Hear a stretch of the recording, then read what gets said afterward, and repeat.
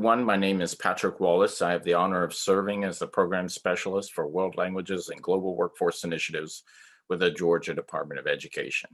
We are online, and you can also reach out to me via email and also via phone. And the contact information is on your screen should you have any follow-up questions regarding this presentation today.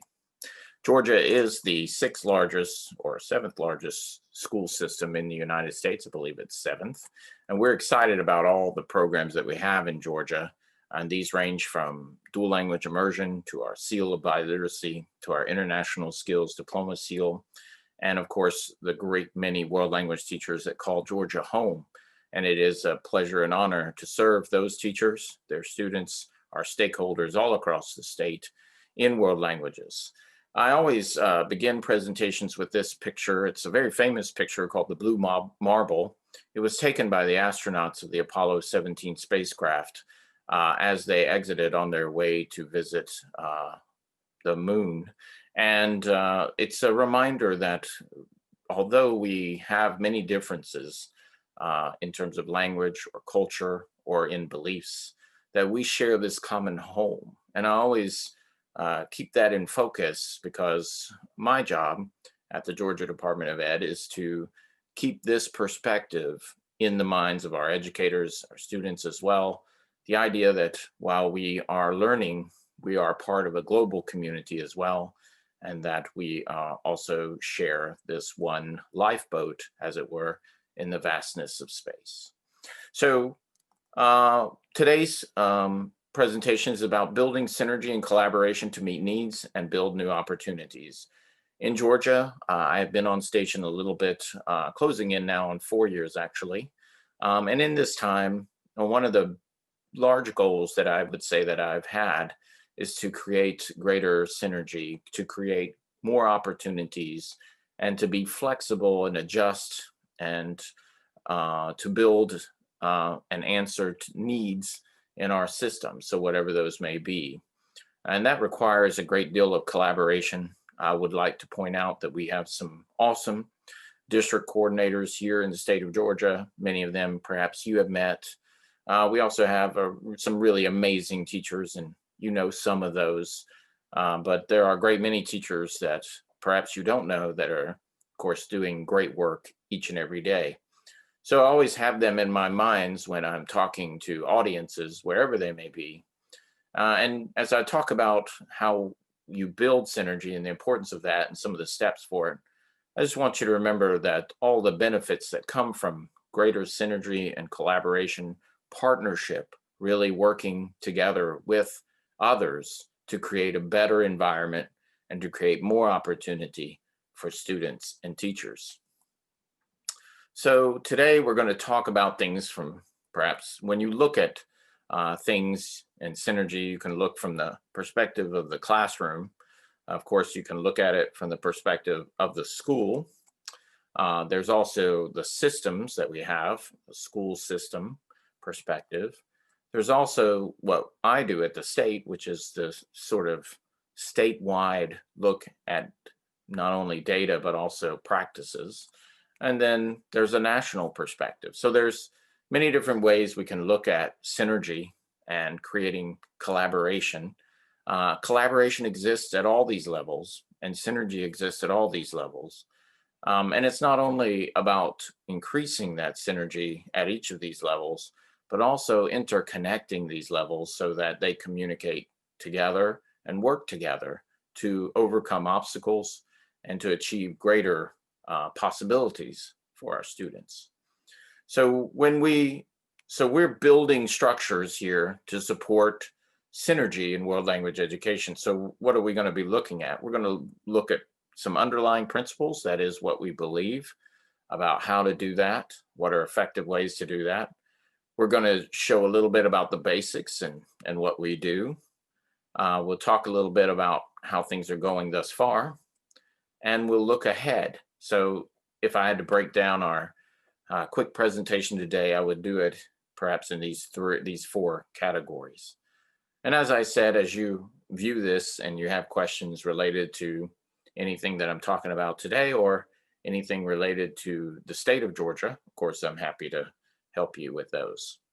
So the underlying principles to our actions. So I love this quote or this statement: vision is building the as yet unseen on top of that which is already visible. So the structures that are in our current support system to support teachers or school administrators or students or parents, those are visible. So our goal, or my goal, has always been to try to see around the corner, as it were, or to see around the curve and build structures that are in response to needs, not building them out of the blue, as it were. But I always talk about the anchor and stretch. So anchoring in what our needs are and stretching towards solutions. So the very first thing I would say is to, and I put that as be, but what I mean by that is these things, be engaged, be authentic. I think that's very important. Be flexible. Of course, today we're learning how to do that even more so than before. It's important for us to be there, and that means sometimes just being an ear or two ears, as it were. We also sometimes have to let down our guard um, and become vulnerable, but we also have to keep things real, as it were. So one of our great teachers in Georgia, Mrs. White, often talks about the highlight reel, the reel and the highlight reel. So there's that, and then being bold. I think that's really important as well. We want to step out. We want to be in the lead. If you want to innovate, you have to be a little bit bold. And as teachers, you are bold.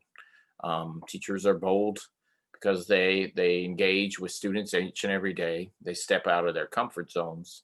Many of them now in this current environment being asked to do so much more than was ever envisioned before. So and by that I mean be these things. That's very important. And I want to say that opportunity is not linear. So a lot of times opportunity doesn't come in a straight line. That's kind of what I mean by that. Opportunity is divergent in many ways. And I think our thinking as we look at things must also be ready and be willing to be divergent. We often, as teachers, you get in your role, as it were, or in your line of thinking, you do the same things. Sometimes we have to reevaluate what we're doing, and sometimes it takes an outside influence to force us to do that, and sometimes it comes about through ourselves. But I think it's important for us to always be ready to diverge in order to meet needs. Just because it hasn't been done doesn't mean it won't work, and doesn't mean that there's something that doesn't mean that it's not effective. So I think that's what I'm saying is we need to think about our work not in a straight line, but when we think about innovating, think about it as divergent. Think about a web. Think about all the different possibilities that can come from that. Whether we're talking about at a school level, a state level, or even a national level. So these are things that go through all those levels, as it were. I always say we serve to lead. So if you want to be a good leader, you have to be a good servant, in my opinion. So I think that's where we go. I think we wanted to be and want to be a good servant to our districts, to our teachers, to our stakeholders. That's important. And I also talk about loving and leaning. So we have to love, in your students, we love what we do. We love our students, the ones we teach, but we need to lean forward into the future when we do that. So, yes, we do need to love.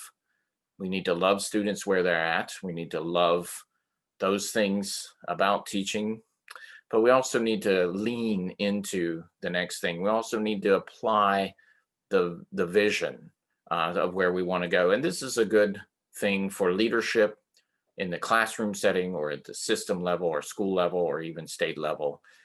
Just the importance of loving the work you do, loving those you serve, but also at the same time leaning forward into a vision for what that can be and where it can go.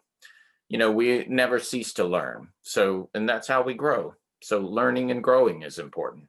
Learn from your mistakes and grow from those mistakes. Learn from the things you've done and build upon them. If they were successful, If they meet a need, then think about how they could grow. How could you expand? What could you do? And the importance of partnering. We wouldn't be able to do nearly as much as we're able to do at the state level. And this can go all the way down, as I said, through all those different levels, if we didn't develop partnerships, if we didn't have good partners, if we weren't a good partner. So having partnerships with other institutions, organizations, teachers, as it were, in a building, that's how you begin to provide more. That's how you can begin to provide additional things. Together, the work is half as heavy. So that's sort of some different little sayings there that have kind of been guides for our work. I also say we don't come to the field with a plan and make the field fit our plan. No, what we do and what's important to do, and this is from an administrative perspective, is to decide, interact, get to know the environment in which you're working, and then try to build the solutions with the partners in that work. So I think we have to build on what is there. We have to understand what is there, and then we can deploy. So when I think about what we do at the state level, I try to always respond to needs that come from the field. So whatever those needs are, and they are quite varied at times, and quite sometimes overwhelming, but I never try to create something for where there is no need. Like I said, anchoring in those needs and then stretching towards solutions. So we have to bridge these gaps, the learning gaps, all of the different gaps that are a part of our society. There are holes in what we're able to provide in services, who we provide services to. And so it's important to build systems that have quality and longevity, but also have equity. So I know these are really broad sort of thoughts, but when I think about my work, I think about how do I bridge the gap between a small and a large school system in terms of the needs of world language teachers? And how do I build a system or systems, partnerships, et cetera, that have quality and that are equitable, and that my work impacts all, or should impact all of our students as much as possible. So these are some general thoughts. And then I also put this in there, promoting family ties and valuing and connecting. So yes, I always try to make sure to tell people that we are part of a family, a world language family. Our teachers, our parents, our students, our administrators, everyone, our global family, our international community. We try to promote sort of this family atmosphere in working. I think it's very important. Mutual respect, also really good times together. Valuing and connecting with local wisdom. So don't build systems without connecting with local needs. Don't build solutions for the local level without having interacted with the local level, and that solution should be a response to what is there. And then I always say being engaged in the big and the small, because they are leading to each other. The big things do matter, but so do the small things. But sometimes it's the small things we do as a teacher that have really big results, and all the big things that we do, sometimes their results are not as big as some of those small things we do. So I think what I'm saying is, as a teacher, if I look at it from the classroom perspective, I say, it's a smile is important. That's a small thing. The big thing is what's your content area? What are you teaching? But they are kind of both very important, right? So they create the whole. So in this area of building communication, outreach, and advocacy, so I think it's super important that we be in communication with those you serve. Um, we at the Department of Ed and in world language, specifically in Georgia, utilize a number of tools to try to increase the flow of communication with our stakeholders. So a number of those are online, Facebook and Twitter, Instagram, LinkedIn, all of these platforms, we use those because communication is important. As teachers, I know that communication with our parents is super important as well as it is with students. But also, I think as teachers, we have a sort of another layer that we often forget, and that is the communication with the community. What is our message to the community? What are the repercussions of that message, good or bad? So building communication, and I would even almost say professionalism within these tools is super important. I also say what we've been trying to do in this area is also simplify, taking complex, if you think about a teacher, a lot of times this is what we do when we explain something. We try to take the complicated things that we're trying to explain and break them down into smaller pieces or chunks or slow it down so that someone who's learning can see that. And that's also what we have tried to do at the Department of Ed in simplifying processes that we have put in place. And that's also about clarifying those processes. So thinking about how can we communicate and clarify things and processes. So it's really important. In Georgia, we use guidance at a glance docs, which is just a way to visually, and visualizations are super important as well when communicating, but trying to do guidance in a way that's as simple as possible. So taking really complex things and trying to boil them down into their main parts. If I was a classroom teacher, I think about this in terms of, you're always simplifying processes. You're always trying to provide guidance. I think it's also a struggle when you're communicating and doing advocacy and outreach to find the right balance, right? So you don't want to be too much in one side or the other. So in Georgia, we've been working to find that balance, right? So we have world language updates, we have websites, we have our internal and external partners. Finding the right balance to juggle all of that so that that message really gets through. So we also want to think about our communication that is more diffused. That is, communication, like many things, is not linear per se.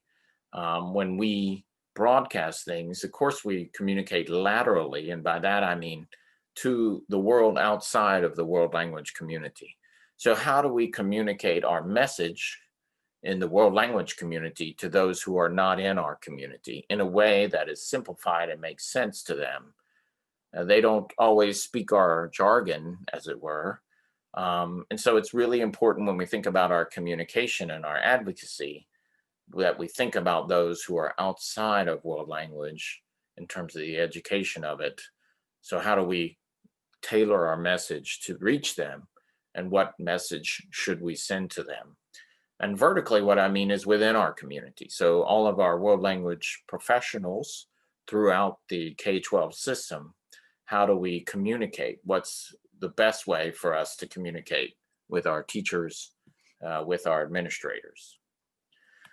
I think it's also super important to make the personal connection when you're working to build communication, outreach, and advocacy. So yes, all of these things in the points above are sort of broad-based things, but you also need to take time to talk.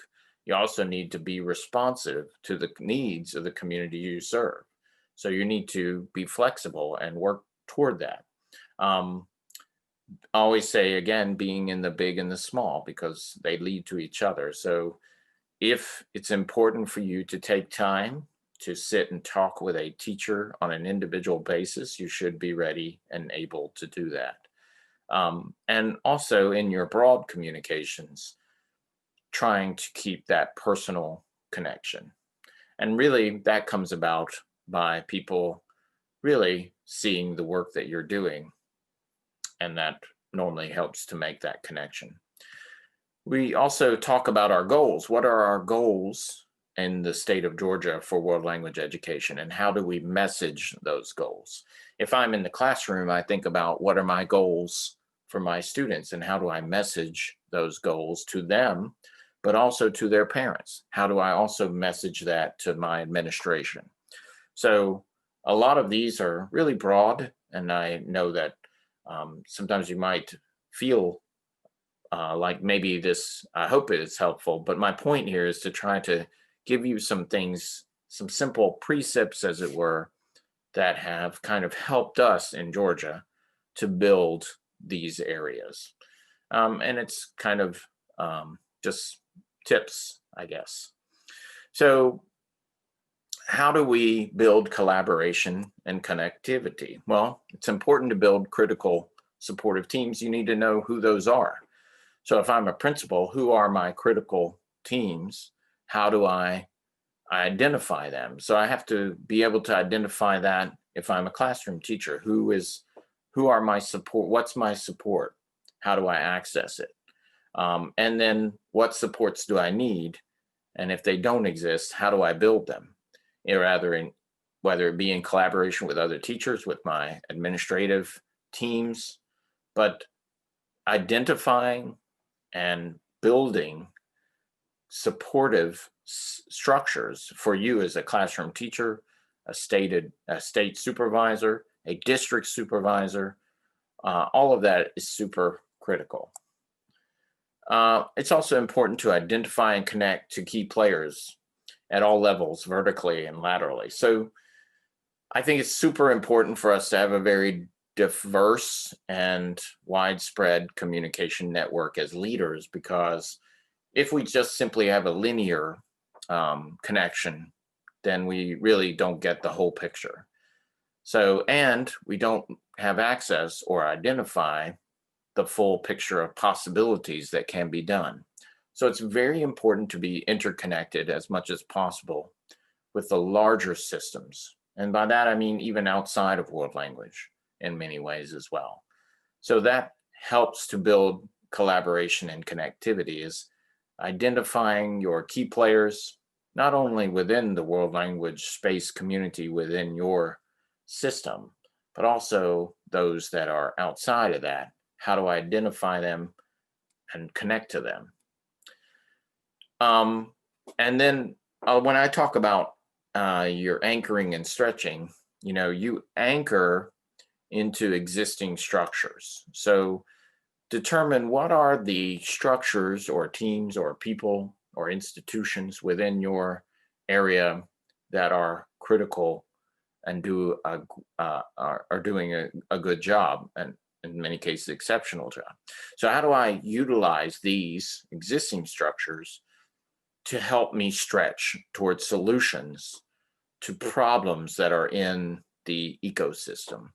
So that's sort of a background program that runs, I think, in your mind, is you're identifying the key components of the synergistic structure that is within your school or within your community or within the state, and then using them and feeding off them to help you serve your teachers, your parents, your systems the best you can.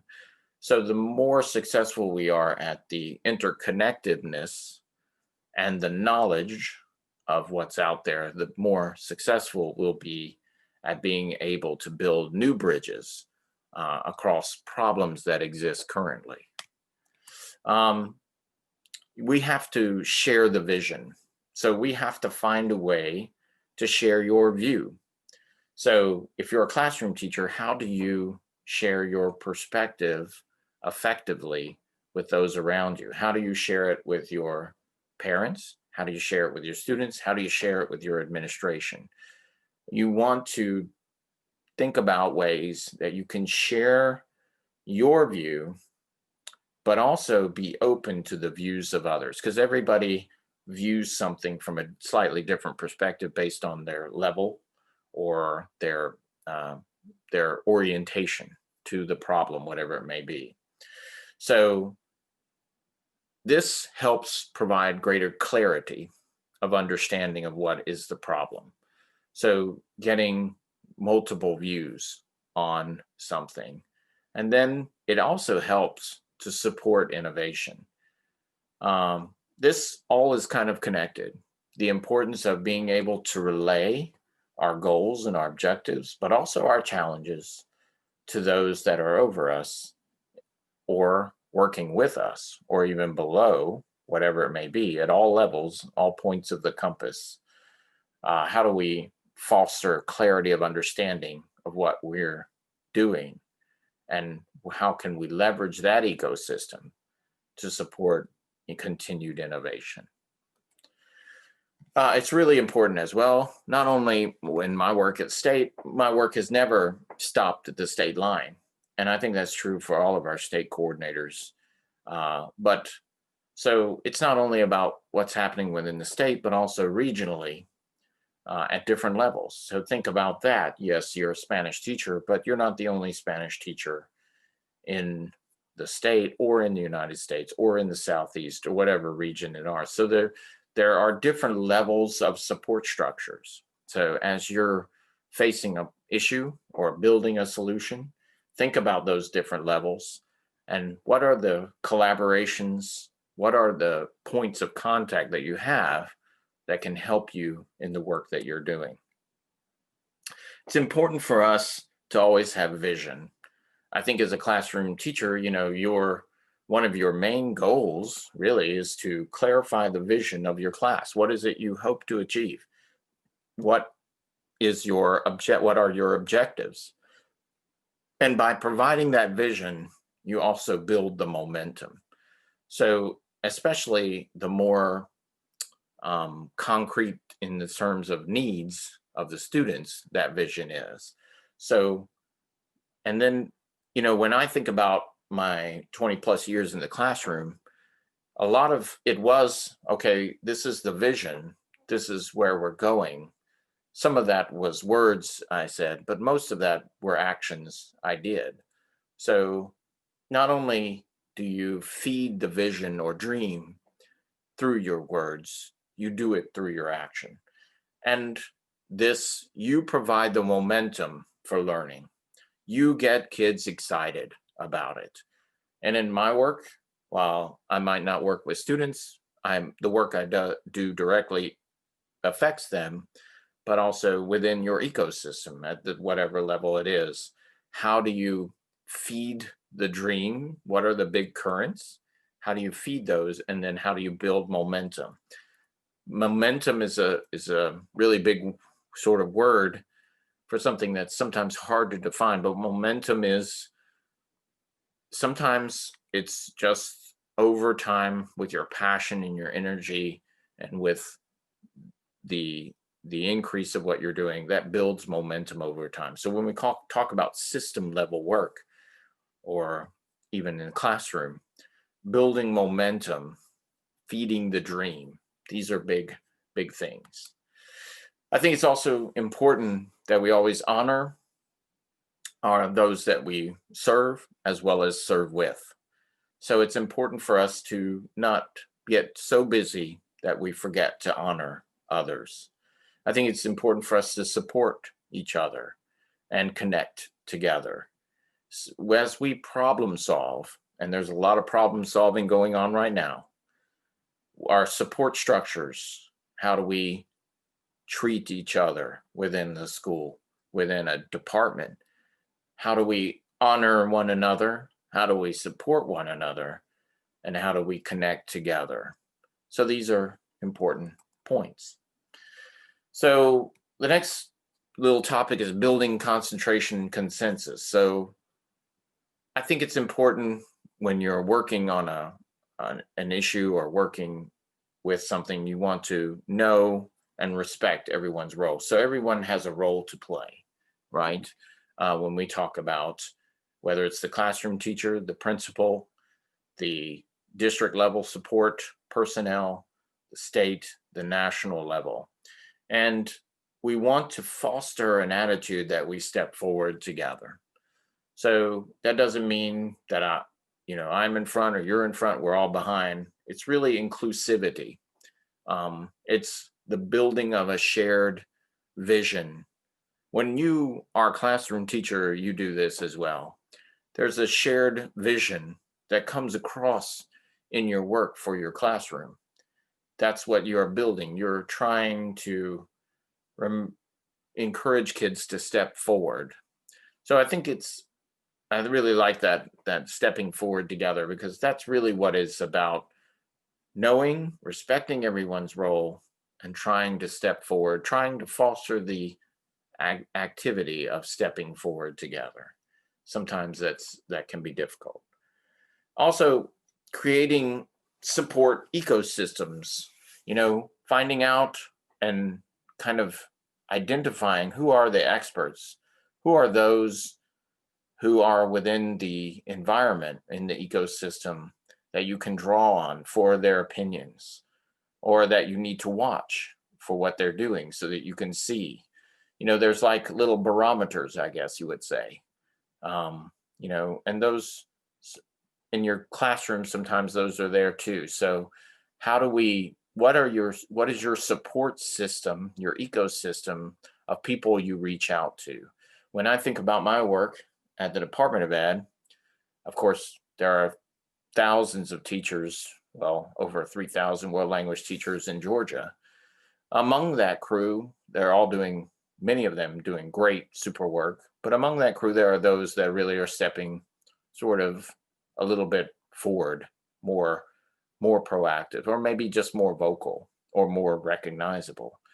So building support structures, finding out where do you go and who do you follow and who do you listen to be able to determine or leverage them to provide services. So creating a mutual respectful ecosystem of coworkers, as it were, that can help you in the work that you're doing, whether it be at whatever level. We have in world language, one of the biggest things I work with every year is, how do I find talent? How do I find the talent that our school systems need in order to fulfill the objectives that they have? So we sort of are working in logistics in many ways, identifying talent, resources, and then directing effort to solve an issue. That's really kind of what it is when you're working within a school or classroom, or at a state level. You're trying to bring together talent, resources, and efforts. You're trying to bring them together to bring solutions and build solutions to issues that are happening within the ecosystem. So really important there. And I think it's always important that we're all interconnected. So that we not only know that we are interconnected, but we highlight that connection. My work is connected to the work at the school, is connected to the work in the classroom, and all of that is connected to the national work being done in the area of world languages. So it's important for us, even in advocacy, to understand that while we may inhabit one small portion of that ladder, all the rungs of the ladder are important. So it doesn't matter where they are. The fact that they all exist is super important, because without any one of them, it becomes immediately less useful as a tool. Talking about ladders here, but that's very much what I'm talking about here too. Connecting our work vertically, so that for those that are seeing our work from the outside, they understand that connection, and they understand how language is related to workforce, for example. So important. And then this is really an insight into the work that I do, but I think it has greater insight at all the levels as well, and that is policy and practice. So what is the practice? What's the policy? Where's the middle ground? Oftentimes, policy cannot really address the concerns that are in the ecosystem sometimes, because policy is more broader based in the specifics of a problem and the practice of how that is utilized. That's the thing. So in my work, for example, I try to bridge policy with practice and try to find the ground where those two meet. There is a policy that's set forth, it establishes the seal of biliteracy. So I have to work with my ecosystem to determine what are the best practices we can use to meet the needs set forth in the policy. So there is this bridge, as it were. And I guess what I'm telling you is that tools are made with one sort of parameters, but you need to be adjustable. So these need to be adjusted depending on where they're being implemented and where they're being used. So policy and practice, how do we bridge those two? How do we maintain our truth with the policy, but yet be flexible enough to adapt to what we see in the field? What is practical versus impractical? Where's the middle ground? And I think it's also important, and then of course this is with our new online world, also super important, is capturing the work that you do, archiving it, and sharing it. So being a teacher, for example, I know my first year was a very big learning curve, but one of the biggest things I did for the first few years is really archive what I did. So it built a sort of pathway for me to go back to and follow in the subsequent years that came. So capturing it means also sort of those successes that we've had, capturing those, archiving those, and then also sharing them.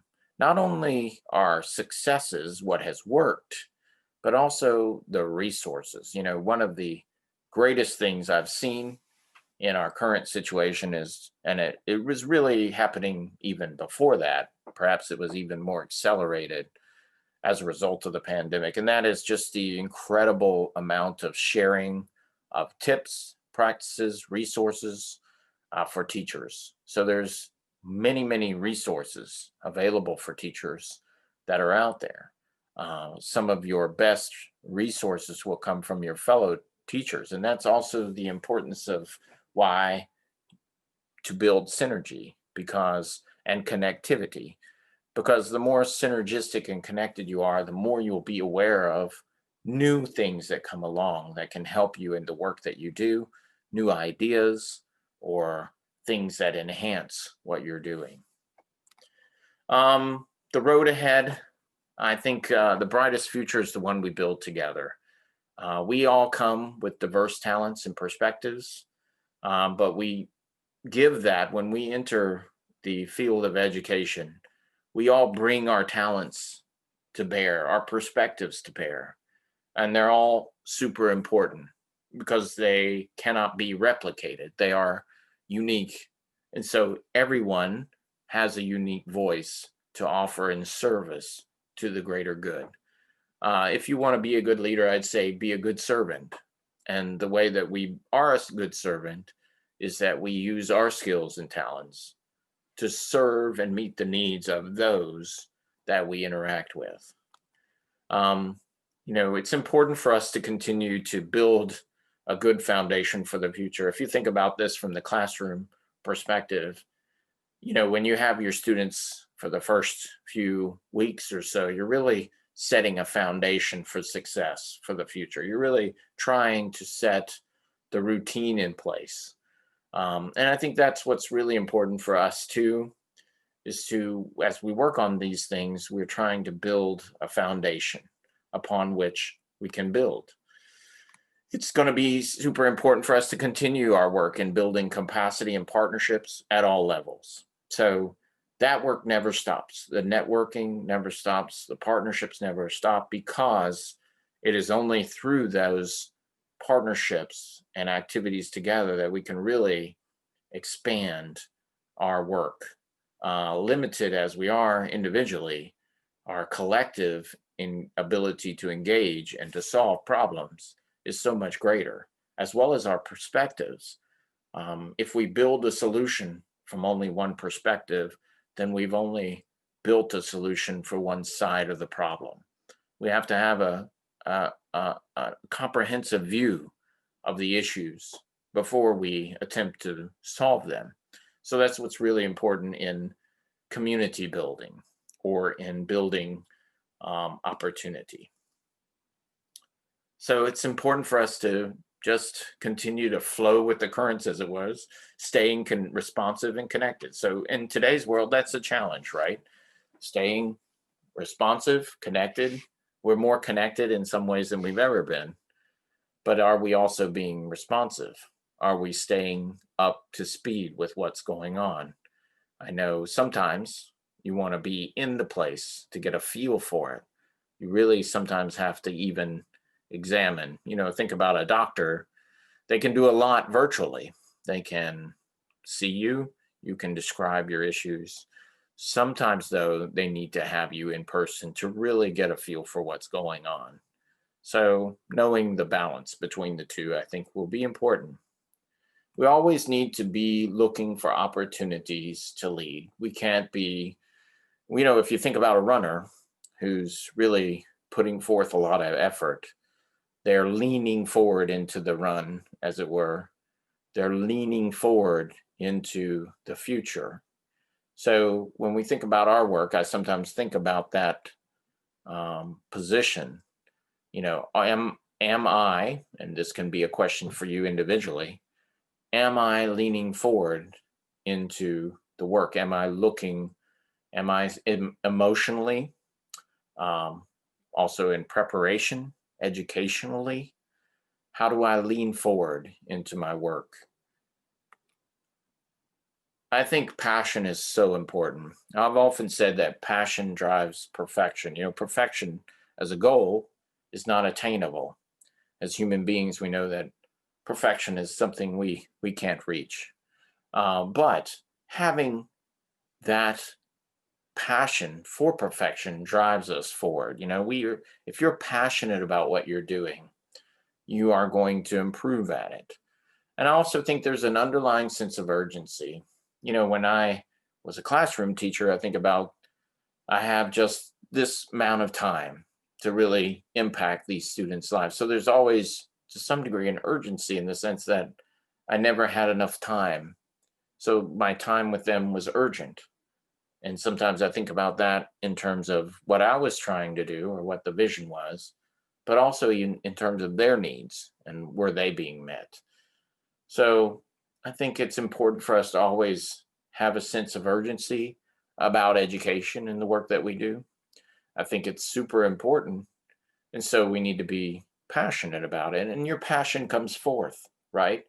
A passionate teacher is many times easy to identify, easy to see, because they love what they do and they serve those they love.